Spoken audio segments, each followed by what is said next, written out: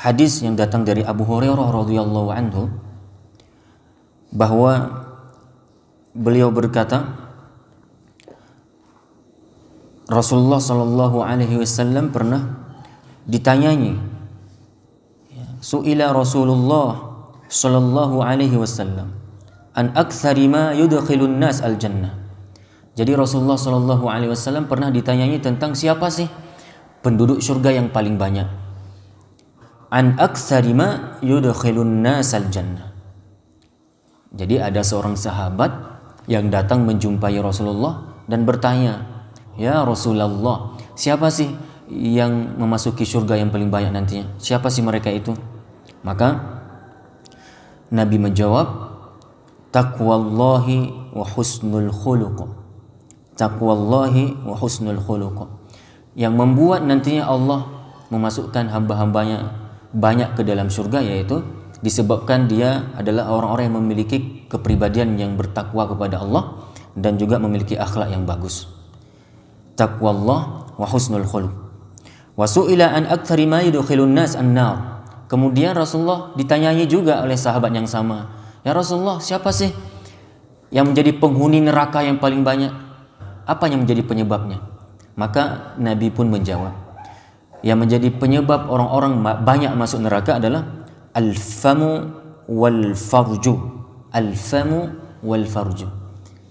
Jadi Nabi menjawab, kebanyakan penduduk neraka itu penyebabnya adalah ketika mereka di dunia tidak mampu menjaga mulut, tidak mampu menjaga lisan, ataupun yang menyebabkan mereka masuk neraka adalah karena mulutnya, karena lisannya, dan karena kemaluannya. Yang menjadi penyebab orang-orang banyak masuk ke dalam surga yaitu taqwallah. Taqwallah di sini berarti adalah hubungan hablu minallahnya. Taqwallah di sini berarti hablu minallah. Ada siratan makna kebagusan seseorang dalam menghubungkan dirinya dengan Allah, dengan ketakwaannya, dengan memperbanyak ibadah kepada Allah. Seperti halnya misalnya sholat 5 waktu, ya, dan lain sebagainya dari nilai-nilai takwa yang bersifat vertikal. Hablu minallah.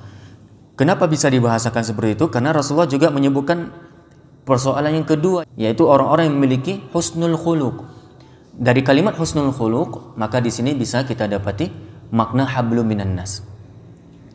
Jadi yang membuat orang masuk surga apa? Kebagusan ya hubungannya dengan Allah dan kebagusan hubungannya dengan manusia. Apa yang bisa dimaknai di sini?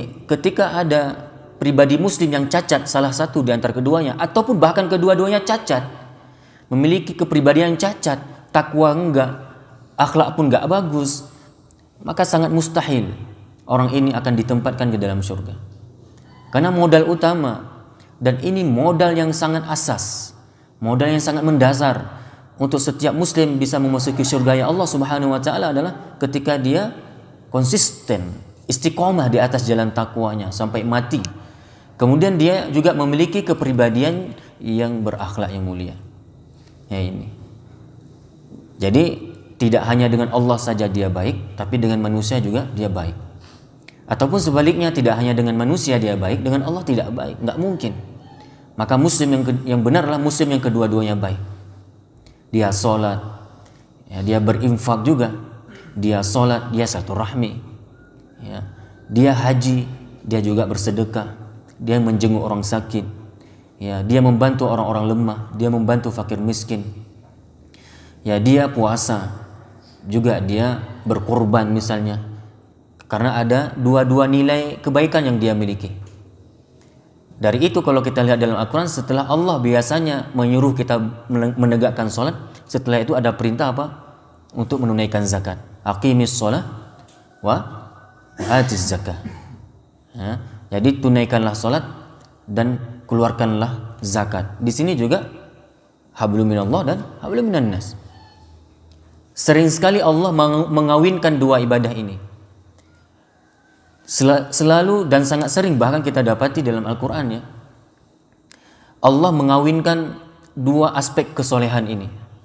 Soleh yang berhubungan vertikal dan soleh berhubungan horizontal. Ya, soleh dengan Allah dan soleh dengan manusia. Hari ini banyak orang yang soleh mungkin dengan Allah saja, dengan manusia dia nggak soleh. Dia sholat 5 waktu di hadapan Allah, dia membaca ayat-ayat suci, Namun di luar sholat mereka mengeluarkan kalimat-kalimat kotor kepada saudaranya dengan mencaci, memaki, memfitnah, memberitakan berita hoax, ya, menuduh, menghibah. Nah, ini berarti dia tidak memiliki kesolehan sesama manusia. Dia hanya memiliki kesolehan kepada Allah. Ataupun dia ya sangat aktif bersosial, dia berinfak. Bahkan mungkin nggak tanggung-tanggung, dia keluarkan hartanya dengan mudah. Siang dan malam dia berinfak. Dia bantu fakir miskin. Bahkan bukan hanya fakir miskin yang ada di sekitarnya saja. Dia juga sangat sensitif dengan keadaan semua kaum muslimin yang ada di luar sana, di luar negeri sana. Dia membantu orang-orang Rohingya misalnya, dia bantu orang Uyghur. Dia senang berinfak kepada orang-orang Palestina yang sedang tertindas misalnya. Namun ya ketika kita lihat kesolehan vertikalnya, dia kurang, nggak sholat bahkan. Nah, ini banyak orang bersosial tapi nggak sholat. Dia adalah orang-orang yang giat bersosial, sehingga di mata orang dia baik, dianggap orang soleh, dianggap. Namun alangkah sayangnya orang-orang yang memiliki kepribadian seperti ini tidak baik di hadapan Allah. Dari itu kita harus pastikan diri kita harus memiliki kedua kesolehan ini. Kita harus pastikan diri kita memiliki pribadi yang soleh kepada Allah, jangan soleh juga manusia, baik kepada Allah dan baik kepada manusia. Ya ini, ada orang dia berubudiyah kepada Allah dengan sangat luar biasa, hebat. Namun dia menjadi hamba yang eksklusif, tidak mau bergaul dengan masyarakat, tidak mau tutur sapa, tidak mau memenuhi undangan ketika diundang misalnya.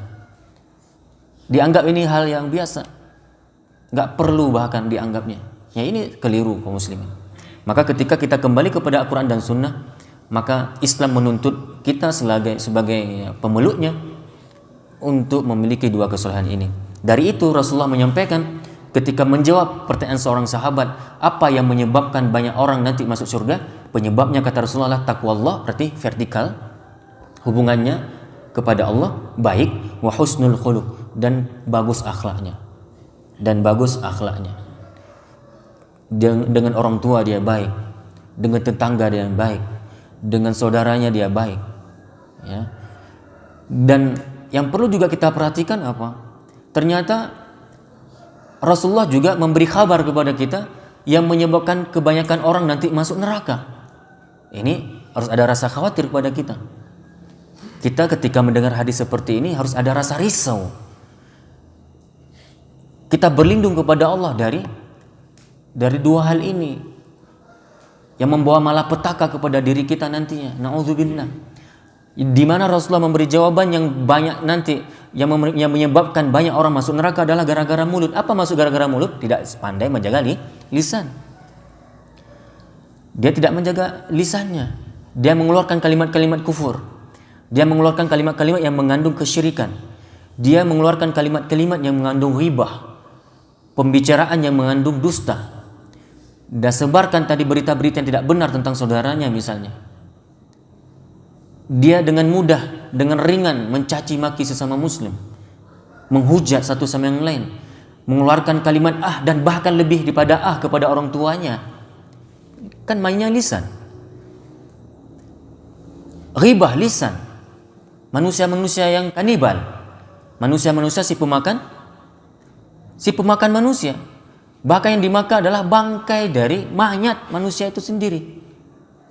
Dan hari ini bertebaran di mana-mana manusia yang bersifat kanibal. Dia makan daging saudaranya sendiri yang busuk, yang mayat tadi. Dan dia pastinya menjadi orang yang paling bauk di antara manusia. Mulutnya adalah mulut busuk, mulutnya jijik.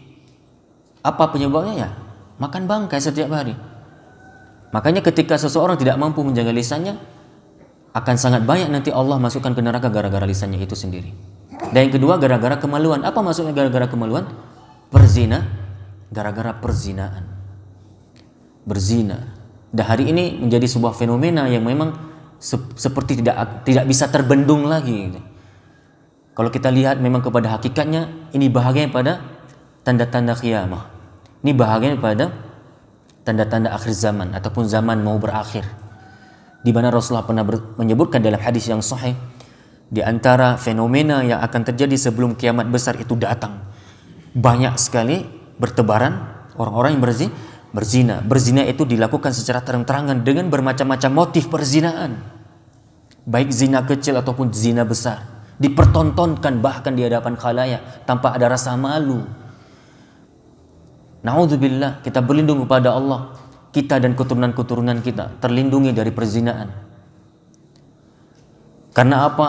Yang menyebabkan banyak masuk neraka adalah gara-gara seseorang itu nantinya tidak mampu menjaga lisan dan dia tidak mampu menjaga kemaluannya. Hadis ini hadis yang diriwayatkan oleh Imam At-Tirmidzi dan beliau mengatakan hadis ini adalah hadis hasan sahih.